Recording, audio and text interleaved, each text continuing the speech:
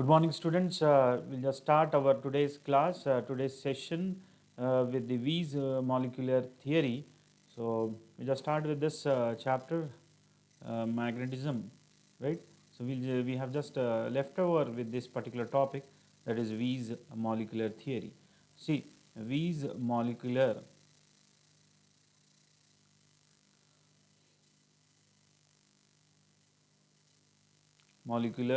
theory.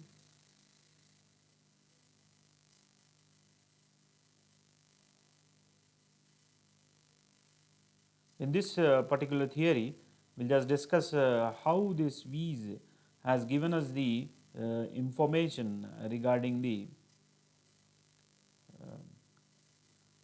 see regarding this special property of spontaneous polarization, right? So here occurs in the ferromagnetic material, right? Wies molecular theory of ferromagnetic material. Ferromagnetic material, right? This actually the topic has been left, right? So one more topic, that is ferrites. With this we'll complete this particular topic of chapter 1 unit 4. Now ferromagnetic materials, you already know in the last class we just discussed about the domains, right? So we just have a very right brief explanation about this. So ferromagnetic ferromagnetic materials are made up of are made up of are made up of large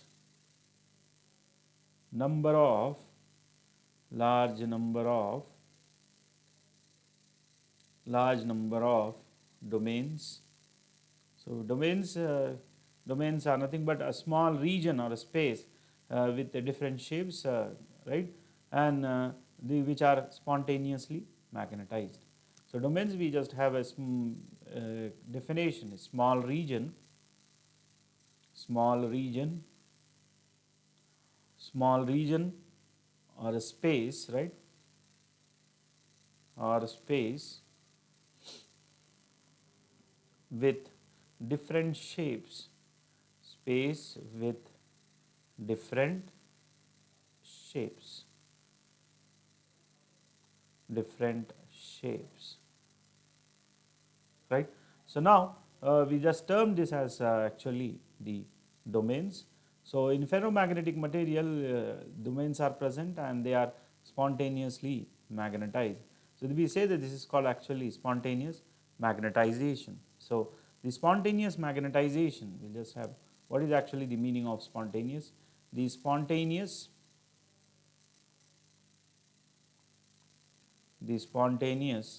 magnetization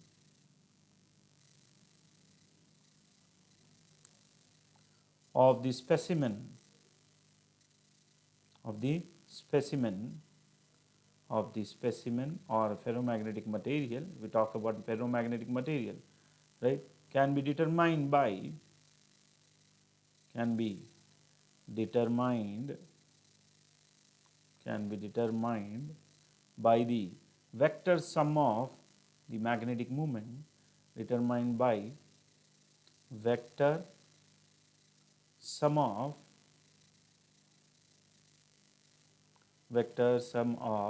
the magnetic moments of the magnetic moments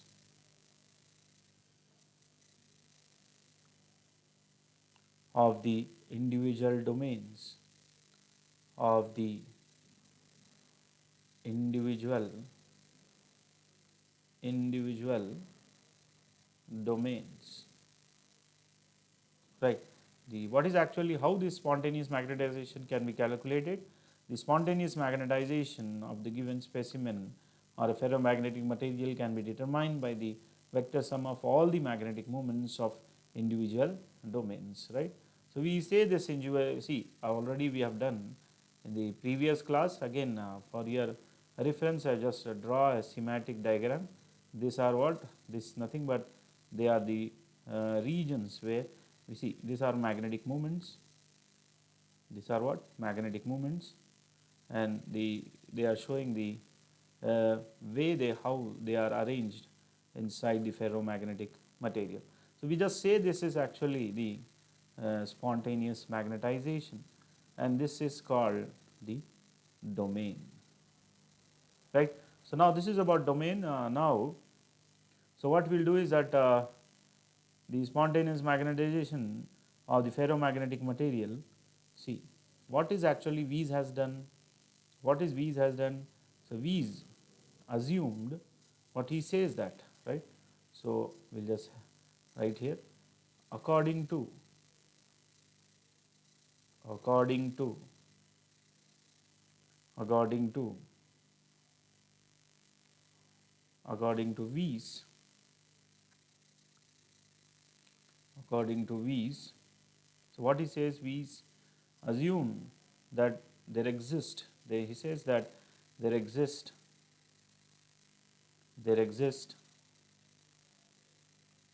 there exist an internal molecular field, an internal molecular internal molecular field. So according to Wies, he says that there exists internal molecular field. We'll just write this as HEX, right? H suffix EX, right? That is acting in on a given dipole. Sorry, that is acting on a given dipole.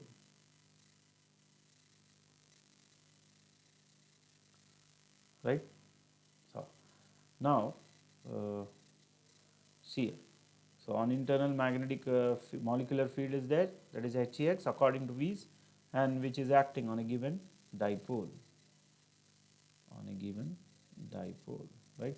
So I think that you got a very clear idea regarding what the Wies is trying to say. See, just will erase this, right?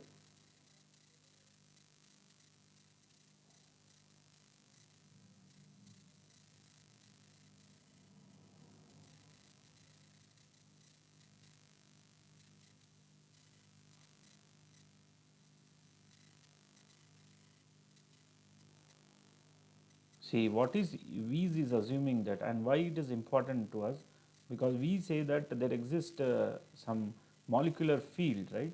And he said that that molecular field is nothing but it is given by capital H suffix EX, and this molecular field, which he assumed, right? He has proved by mathematical verification of the existence of the molecular field, right? So in the ferromagnetic material.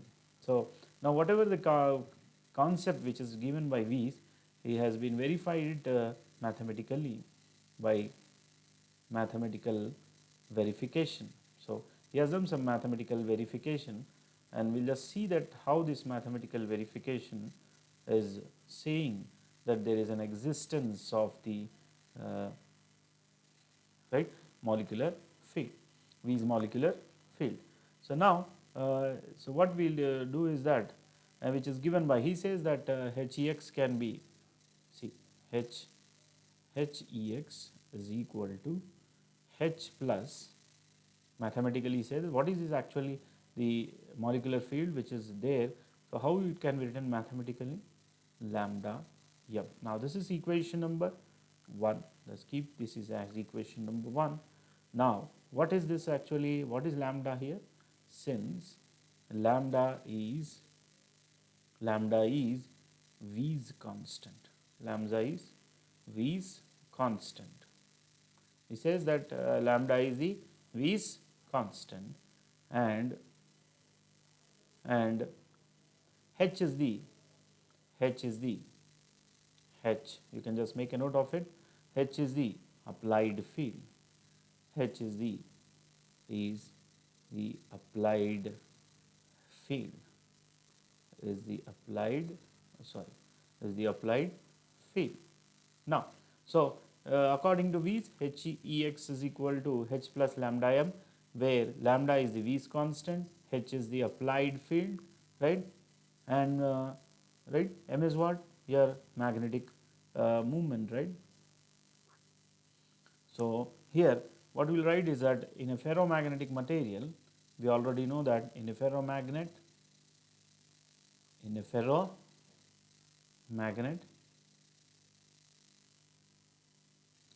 ferromagnet, right? The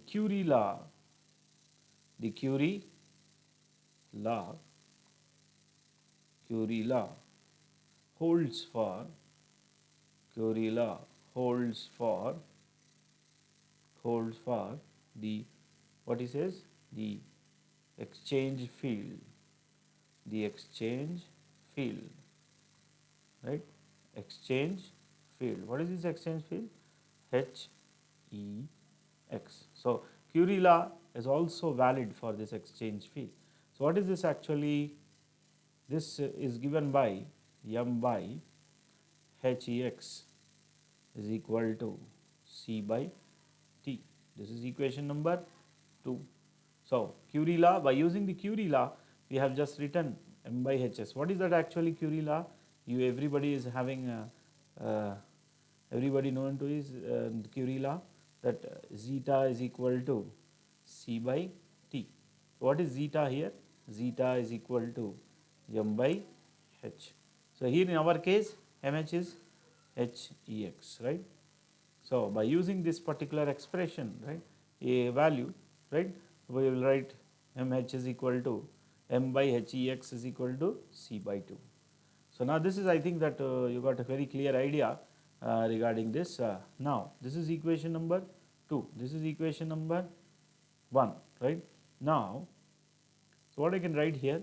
So implies Hex can also be written as how m into T by C. Can I write like this? See, this is equation number 3. See, just I have rewritten it, right? Hex go this side, m into T divided by C. Understood everybody? So Hex is equal to capital M T by C. Now what we'll do is that we'll just substitute this Hex in our equation. What is that equation? Equation number 1, right? What is that equation? Equation number 1. Now substituting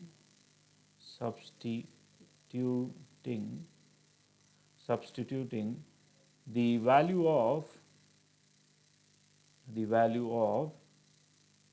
Hex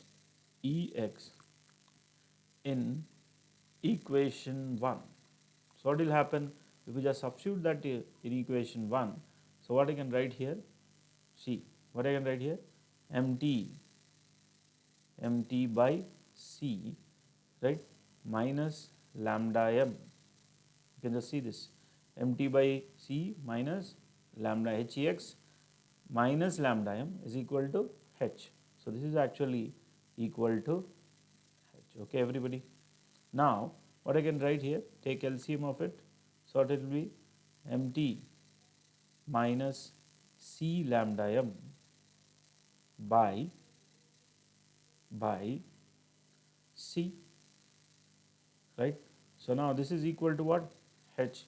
So what you can do here is that you can just take m common. So you just take m common, what it will be? T minus C lambda by C. Clear everybody? Which is equal to H, right? Now m into T minus C lambda is equal to C H. Can I write like this? Now our m value will become what? Implies m is equal to T minus C lambda by C H. Okay everybody? So ferromagnetic susceptibility. What is actually ferromagnetic susceptibility? See here, up to until here we just started with this. We'll have again explain this. So since ferromagnetic susceptibility ferromagnetic susceptibility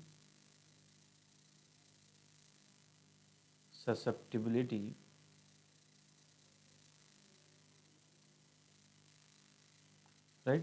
So what is given ferromagnetic susceptibility?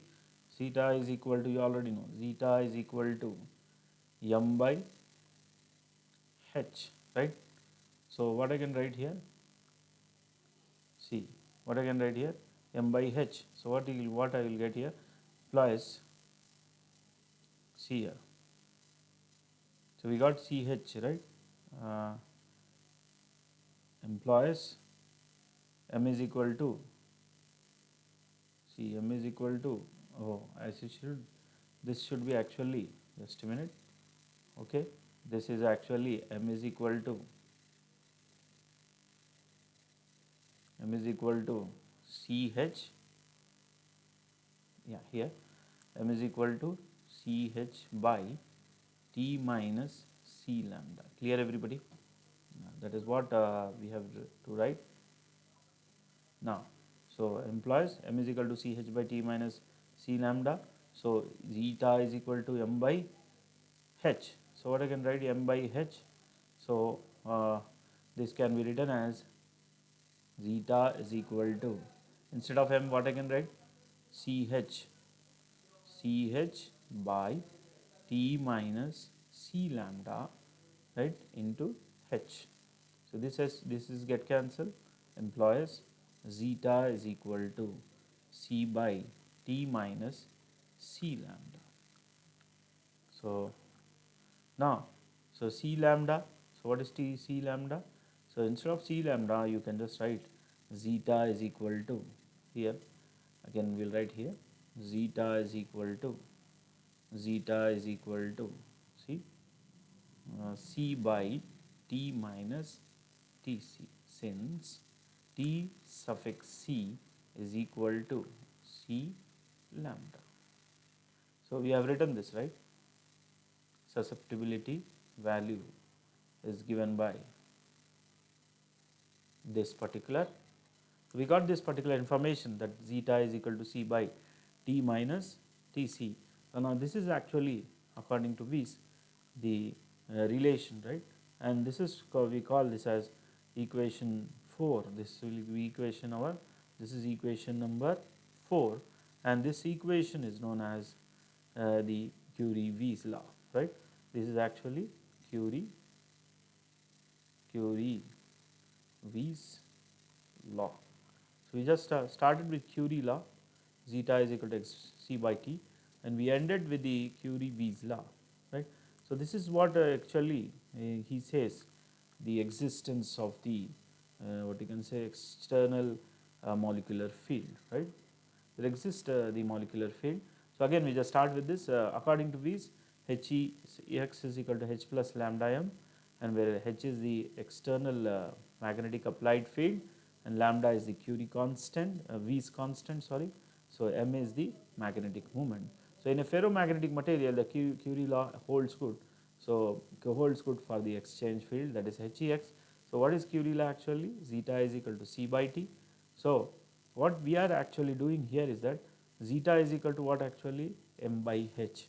So here h is nothing but here Hex, we are talking about molecular uh, external field, molecular field, magnetic field. So therefore Hex is equal to what I have written, instead of zeta, what I can write here, see zeta can also be written as m by Hex. So what I have written here, m by Hex is equal to c by t. Now this is equation number 2. So this is what, Hex is equal to mt by c. Now we are just substituting this value of Hex, whatever we call, is termed as the equation 3 and in the equation number 1.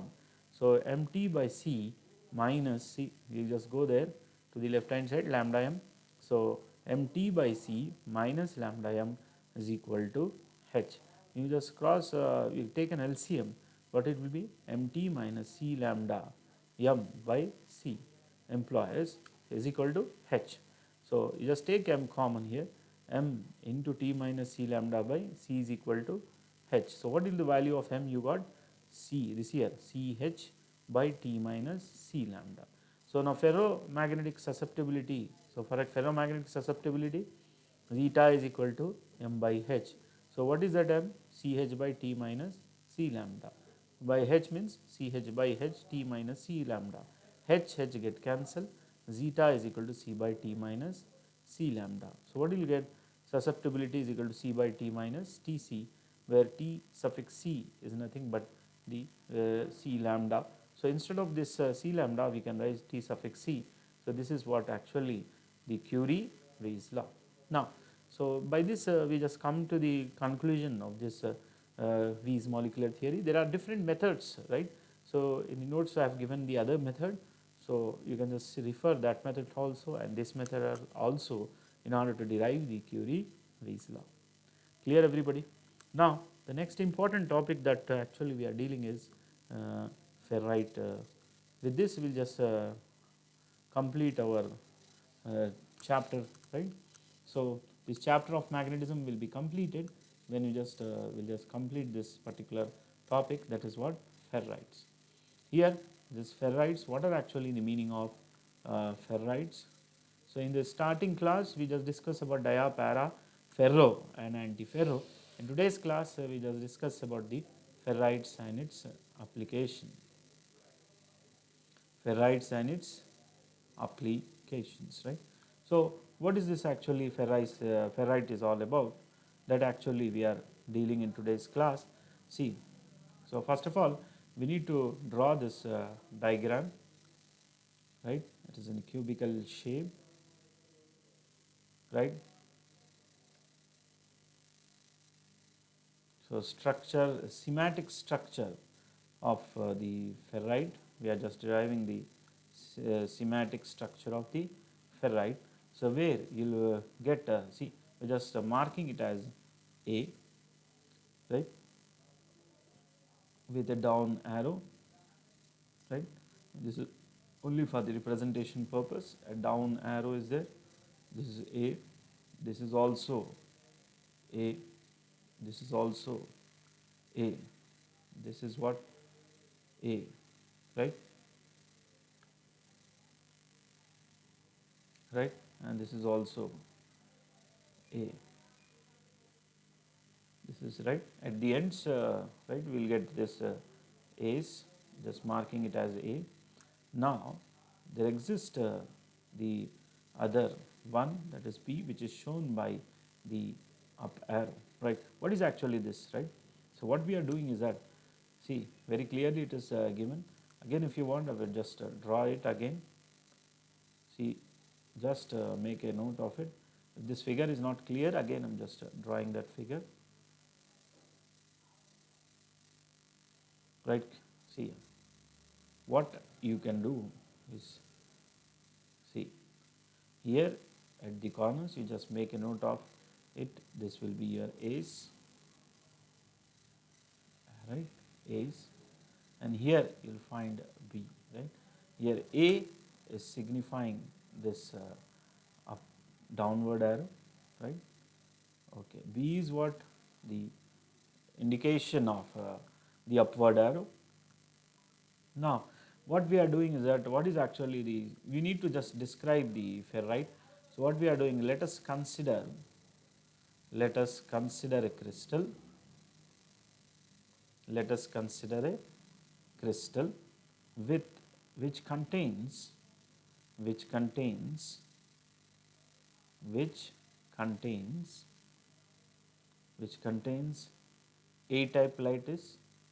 A-type lattice, right, A-type lattice and B-type lattice, A-type lattice and B-type lattice. So what we are doing here in this particular class, see ferrites, what is actually ferrite, how this ferrite is looking like schematically, we have just drawn a crystal shape, cubic crystal. So in this you find that there will be, at the corners you will find that there exists A-type lattice, and at the middle you will find that there exists a B-type lattices, right. Now if the what you can say, the magnetic moment of these two sublattices are compensated, are completely compensated, right. See, what you can say from this, the magnetic movements, magnetic movements, magnetic movements of the two sublattices, that is A and B, of two sublattices,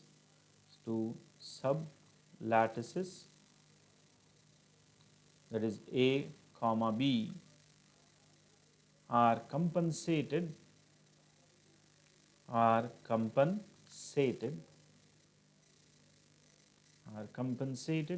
such that the net magnetization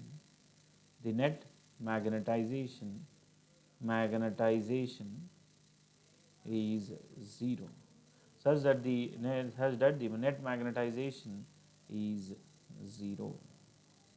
Now this is what actually the, what you can say, the sublattices. See, sublattices, A is having this downward arrow and you will have a upward arrow. They are anti-parallel, right? These magnetic moments are anti-parallel, and definitely they will be compensated, right? Plus sign and minus sign. So the net magnetization will be 0. Now what is actually ferrite, right, is all about? So here actually this is happening, right, in the anti-ferro. This is happening, I am talking about the anti-ferro. This is what actually happening in the anti-ferromagnetism, magnetic materials, right? So what is happening in ferrites? See, now it is observed that, right, it is found that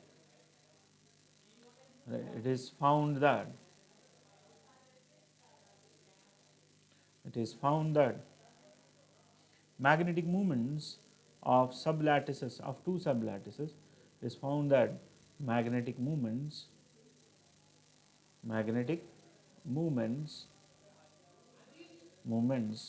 of two sublattices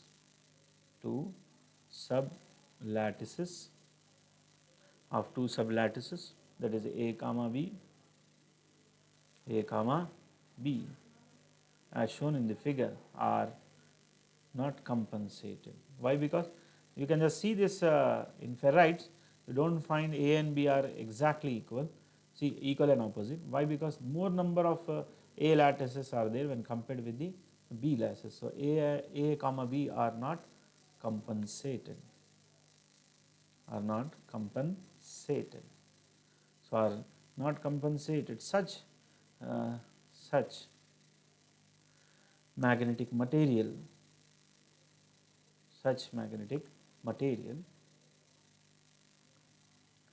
right? Such magnetic material is termed as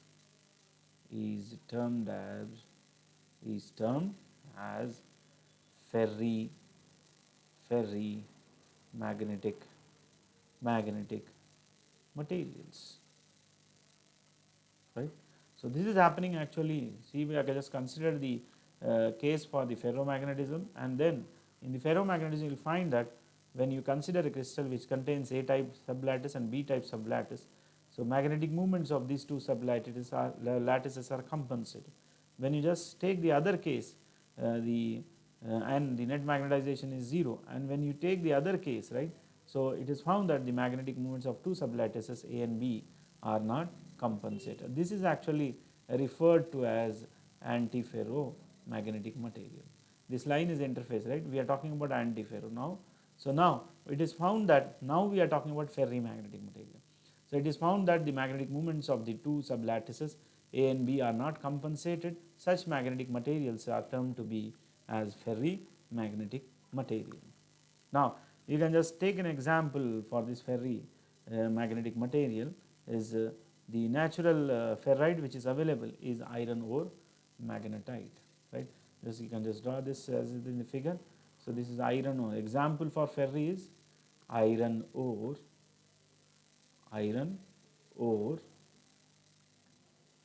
right? Iron ore magnetite. This is the example of your ferrite materials, right? And hence what you can say, ferrite is the iron ore magnetite, and you have particular chemical formula. So when you just incident an X-ray crystallography, what will happen to the structure? See, structure can be studied by X-ray crystallography. When you incident the X-ray, what you are observing, right? That what actually we want to know here. So X-ray crystallography reveals that ferrimagnetic material reveals that ferrite oxygen have, right, FCC structure. So X-ray, by means of using X-ray crystallography, so X-ray crystallography, by in order to study this structure, X-ray crystallography, which reveals that right, reveals that right, reveals that ferrite oxygens oxygen has, see just now you can just write this, we are talking about what actually, Fe2 plus Fe2 3 plus O4, right. See, we talk about, this is the example of ferrite, right, Fe3 plus, that is O4. That is the reason that I am writing here. X-ray crystallography reveals that ferrite oxygen, I am talking about this, right, ferrite oxygen. Now ferrooxygens have FCC, ferrite oxygen have FCC structure, with tetrahedral and octahedral, see, with tetrahedral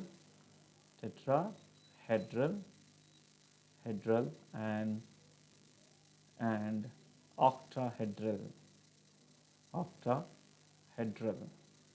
octahedral interstitial spaces, interstitial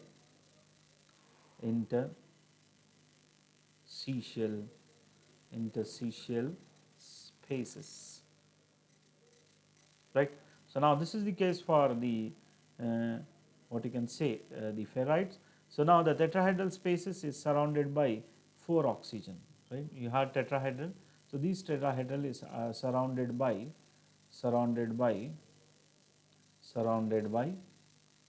4 oxygens, right, 4 oxygens, right. So these are surrounded by 4 oxygens, and the octahedral spaces is surrounded by 6 oxygen. So this is octahedral surrounded by 6 oxygens. Just we are studying the structure, you need to remember that structure. Now which denotes the A sites and subsites respectively. The arrangement of cations in these spaces shows the magnetic properties of these materials, right.